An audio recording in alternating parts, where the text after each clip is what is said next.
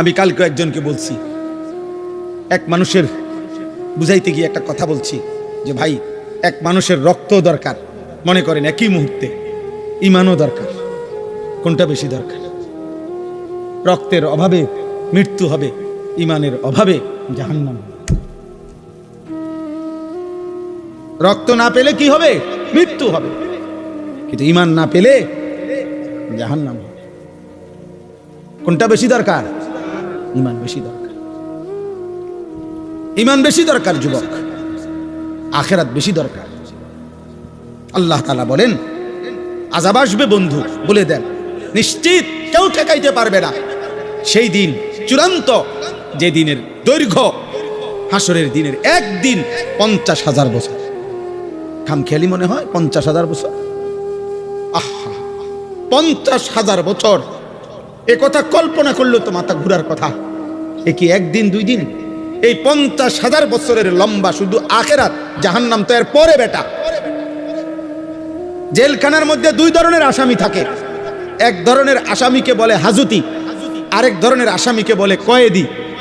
অর্থাৎ মামলা যখন হিয়ারিং চলে, শুনানি চলে, তখন যারে জেলে থাকে তারে বলে হাজতি।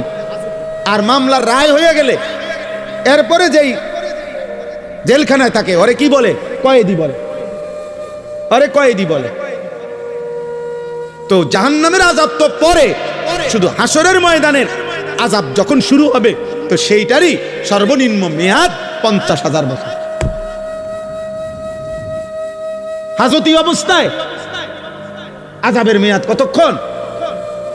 এরপরে তো রায় হবে, এরপরে না বিচার হবে, ফয়সালা হবে, এরপরে না জাহান্নাম। সেটা তো অনন্তকাল। সেটা কি অনন্তকাল। আল্লাহ আমাকে মাফ করে দেন। ফাসবির সাবরান জামিলা। আল্লাহ বলেন অতএব বন্ধু, যে যা বিদ্রুপ করুক, ঠাট্টা করুক, আপনি সবর করেন, আপনি ধৈর্য ধারণ করেন, আপনি বলতে থাকেন, শুনতে থাকেন, আপনি গোলামি করতে থাকেন, আমি আল্লাহর দিকে ডাকতে থাকেন, আমার ইবাদত করতে থাকেন, আমার বান্দাদেরকে বলতে থাকেন ইন্নাহুম ইয়ারাউনাহু বাঈদা ওয়া নারাহু করিবা। আল্লাহ বলে প্রত্যেকটা নাফরমান, বেঈমান, পাপী আখিরাতকে অনেক দূরে মনে করে, অথচ আমি আল্লাহ একদম কাছেই দেখি। নাফরমান মনে করে আখিরাত অনেক দূরে, আল্লাহ বলেন আমি তো দেখি আখিরাত একদম কাছে। ইকতারাবাতিস সাআতু ওয়ান শাক্কাল কামার ইকতারাবা লিন-নাসি হিসাবুহুম। আল্লাহ বলে বান্দা হিসাবের সময় তো কাছে, কাছে না দূরে।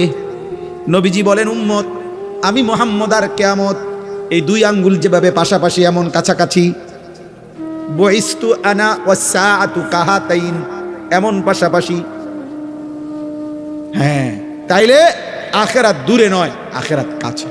তদুপরি আরেক ব্যাখ্যা হলো, কেউ যদি এটা বোঝে, মনে করেন ইসরাফিল ফু দিতে আরো 500 বছর বাকি, আচ্ছা ধরলাম 5 লক্ষ বছর বাকি, মনে করেন আরো 5 কোটি বছর পরে ইসরাফিল ফু দিবে, কিন্তু আমনে ওই পর্যন্ত থাকবেন নি।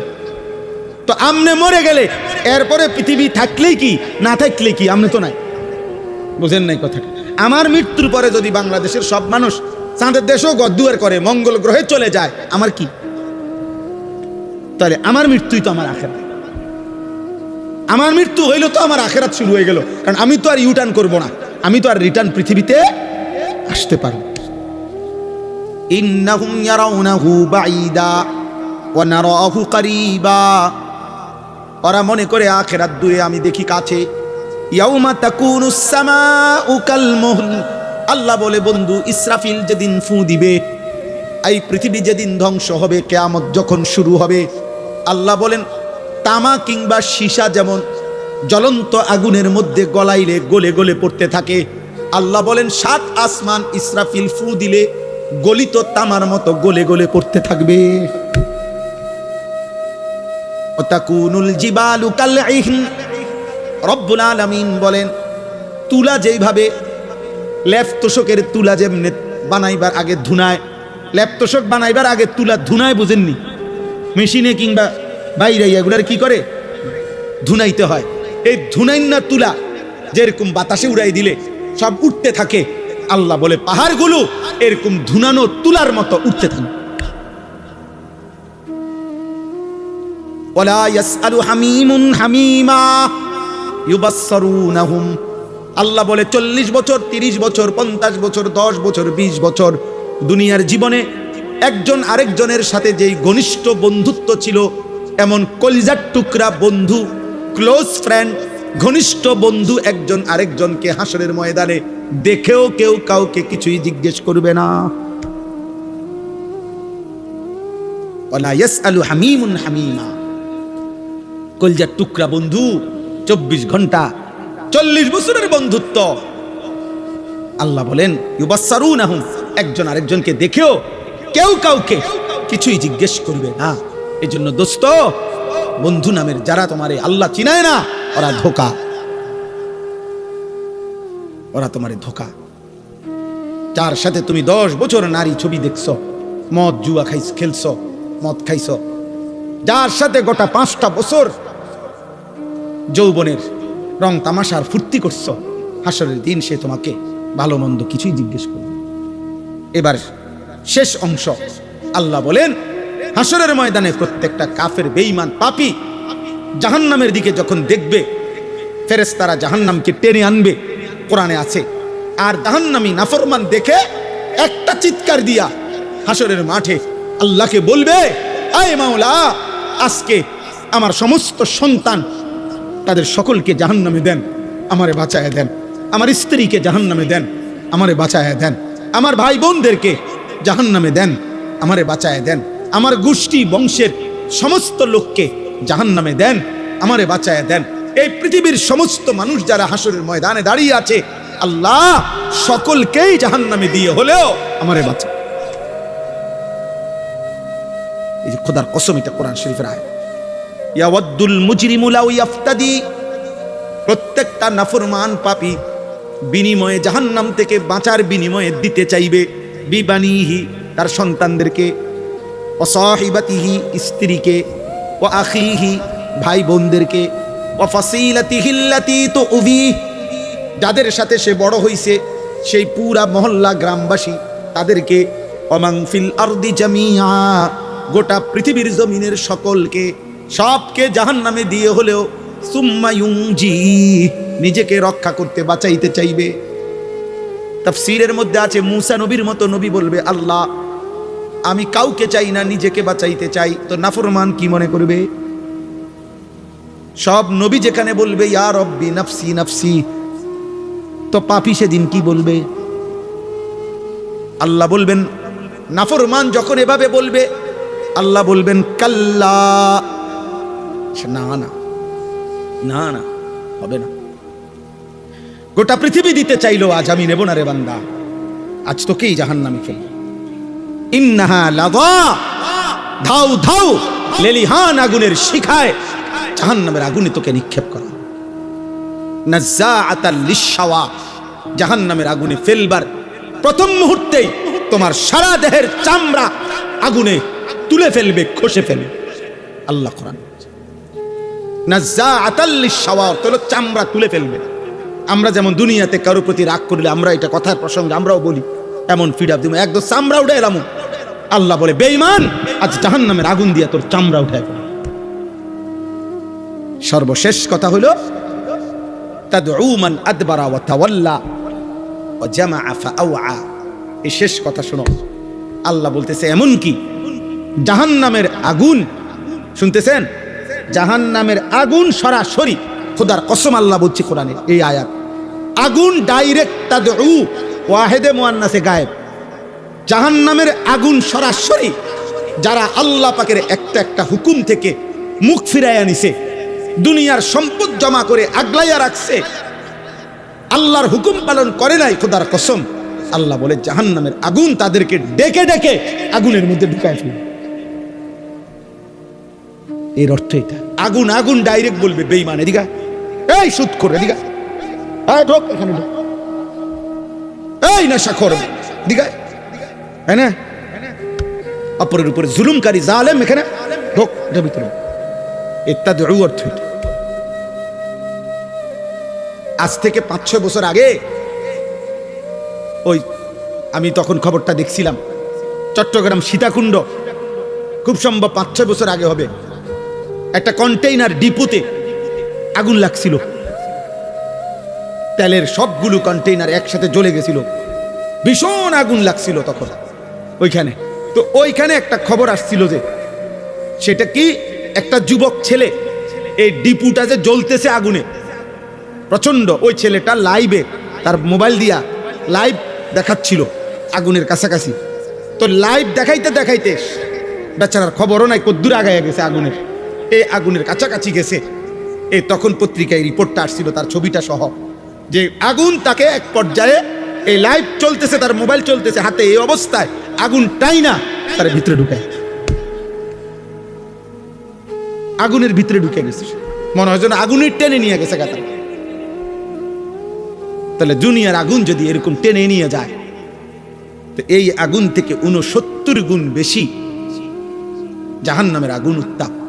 3000 বছর আল্লাহ পাক নবীজি বলছেন আগুনকে শুধু গরম করছে জাহান্নামের। সেই আগুন টান দিলে নাফরমান কেমনে দাঁড়ায় থাকবে? আল্লাহ আমাকে মাফ করে দিন। চলো ভাই, আবার শুরুর কথা শেষবারের মতো বলি, কথা এটাই, ফায়সালা মূলত কার হাতে? আমরা বলি আর কি, চেষ্টা করি, আমরা দিন রাত চেষ্টা করি, এই জীবনটা শুধু বলতেই থাকি। ঈদের দিনও আমি বয়ান করছি এবার, হ্যাঁ আজকেও আমি এই মাগরিবের পর থেকে এই মাহফিল আমার 3 নাম্বার মাহফিল। এমনি এই 3য় বয়ান শেষ করলাম আলহামদুলিল্লাহ। অর্থ হলো এটা, এই জিন্দিগিটা এটাই বলতে। এতেকাফ করছি মসজিদে আমার শায়েখ আল্লামা মুফতি মুশতাকুন নবী কাসেমি হুজুরের সাথে এতেকাফ করছি। কয়জন জানেন? 1100 একসাথে, 1100 মানুষ একসাথে এতেকাফ করছে এক মসজিদে। 1100 মসজিদে না, জি জি জি একই মসজিদ। কি পরিমাণ ঝামেলা গেছে মনে করেন সুধন্যপুরে, এতগুলো মানুষের পেরেশানি কি পরিমাণ গেছে। আলহামদুলিল্লাহ আল্লাহ করাইছে। এই জন্য বাপ বলার অর্থ হলো আমরা বলতে থাকি, এই বলতে বলতেই একদিন কবরেই চলে যাব ইনশাআল্লাহ, আমিও আপনিও। হ্যাঁ, ইমানদার ও নাফরমান সবাই কি ফেরাউনও কবরে গেছে, মুসাও কবরে গেছে আলাইহিস সালাম, নমরুদও কবরে গেছে, ইব্রাহিম আলাইহিস সালামও। আল্লাহ আমাদের সবাইকে ভালো রাখেন। কিশোর ভাই, যুবক ভাই, অনেক কষ্ট করছে আব্বা, নিজের উপরে দয়া করে। আবারও বলছি, কেউ মনে রাখবে না তুমি নষ্ট হইলে, চরিত্রহীন হইলে, তোমার জন্য খবর নেওয়ার কারো হাতে সময় নাই। দুনিয়াকে সুখের জায়গা মনে করতে নাই। এই মুহূর্তে ইরান সবচেয়ে বেশি, যেখানে যুদ্ধ হচ্ছে তো হচ্ছেই, বাকি এর চাইতে বেশি আতঙ্কিত, সবচেয়ে বেশি সুখে, বেশি উল্লাসে যেই দুবাই ছিল, সেই দুবাইওয়ালারা যারা ভাবে নাই, যারা দুনিয়াটারে ব্যস্ত বানাই লাইছে, মনে হয় যেন স্বর্গ বানায় ফেলছিল, সুখের অট্টালিকায়, বিলাসিতায়, আজ তারা সবচেয়ে বেশি আতঙ্কিত, সবচেয়ে বেশি মুসিবতগ্রস্ত। প্রতিদিন আমরা আমাদের শত শত লাখ লাখ প্রবাসীর জন্য সারাদিন দোয়া করি। কত প্রবাসী কতভাবে খবর পৌঁছায়। আমার বাপ, দুনিয়া যদি আল্লাহ তাআলা দয়া না করে, তোমার আমার মাতলামি একদিনও থাকবে। মোবাইলে চার্জ দাও আর উলঙ্গ ছবি দেখো, এই বিদ্যুৎ তোমার আব্বা দেয় নাই, এই বিদ্যুৎ তোমার বাপের না।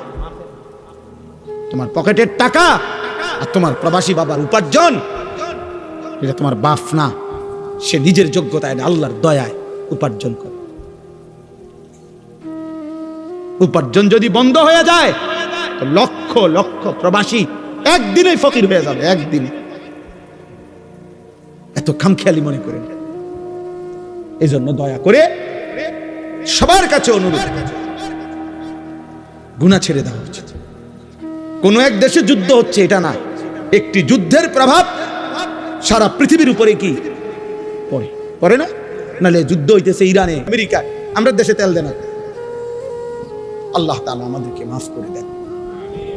আল্লাহ তাআলা মজলুমকে রেহাই দেন, জালেমকে ধ্বংস করে দেন। যুবক ভাই, নামাজ পড়ো, আল্লাহকে ডাক খুব দ্রুত। যদি আল্লাহ দয়া না করে, মুসিবত কিন্তু তোমাকেও স্পর্শ করবে, আমাকে। ওয়াত্তাকু ফিতনাতাল লা তুসিবান্নাল্লাযীনা যালামু মিনকুম খাসসা। আল্লাহ তাআলা বলছে, দুনিয়ায় আমার নীতি হলো দুনিয়ার আযাব অনুগত অবাধ্য সবার উপরে হয়, আর আখিরাতের আযাব শুধু নাফরমানের উপর। এই জন্য দুনিয়াতে বন্যা হইলে সবার ঘর ডোবে, দুনিয়াতে ঘূর্ণিঝড় হইলে সবার বাড়ি ক্ষতিগ্রস্ত হয়, দুনিয়াতে ভূমিকম্প হইলে ইমানদার নাফরমান প্রত্যেকের ঘর ধ্বংস হয়, কিন্তু আখিরাতে শুধু নাফরমান আযাব। আল্লাহ আমাদের সবাইকে তৌফিক দান করেন, ঈমান আমলের জীবন দান করেন। গুনাহ মানুষকে নিজের পরিণতি, নিজের গন্তব্য, নিজের আখিরাত ভুলায় দেয়। ওয়ালা তাকুনু কাল্লাযীনা নাসুল্লাহা ফাআনসাহুম আনফুসাহুম। কোরআনুল কারীম আল্লাহ বলছে, হে ঈমানদার, আল্লাহকে ভুলে যেও না এত বেশি পরিমাণ, একদিন আল্লাহ তোমার নিজের পরিচয়, নিজের আখিরাত তোমার থেকে, কলিজা থেকে ভুলাইয়া দিবে। সেদিন আর তোমার মনেও পড়বে না তোমার আখিরাত আছে, জাহান্নাম আছে, তোমার জন্য আযাব অপেক্ষা করছে। এইটা যদি দিল থেকে সরে যায়, তাহলে ওই মানুষের জীবনে এটা সবচেয়ে বড় দুর্ভাগ্য। এইবার আর সে কুল কিনারা পায় না, এবার আর সে ফিরতে পারে না, এবার আর কেউ তাকে টেনে ধরে না, কারণ আল্লাহ তো তারে অভিশপ্ত করে দিয়েছে। কোরআন শরীফে আছে, আল্লাহ তাআলা বলছে, মনের ইচ্ছা মতো যে ধারাবাহিক চলতে থাকে, আমি তাকে তিনটা শাস্তি দেই। এক, আমি আল্লাহই তাকে একদিন পথভ্রষ্ট করে দেই, আমি আল্লাহই। দুই, তার কানে এবং অন্তরে মোহর মেরে দেই। তিন, আমি আল্লাহই তার চোখে পর্দা ফেলে দেই। এবার বলো, আমি আল্লাহ ছাড়া তাকে হেদায়েত দিবে কে? এই জন্য মূলত তো বক্তা বলেন, ওয়াইজ বলেন, ইমাম বলেন, পীর বলেন, বুজুর্গ বলেন, আউলিয়া বলেন, সাহাবা বলেন, এমনকি নবী বলেন, এমনকি সাইয়্যিদুল আম্বিয়া, আমাদের নবী, আখিরি নবী, শ্রেষ্ঠতম নবী, সমস্ত নবী, রাসূল, আউলিয়া, পীর, বুজুর্গ, উলামা, কারো হাতে চূড়ান্ত হেদায়েত নাই। হেদায়েত চূড়ান্ত শুধুই আল্লাহর হাতে।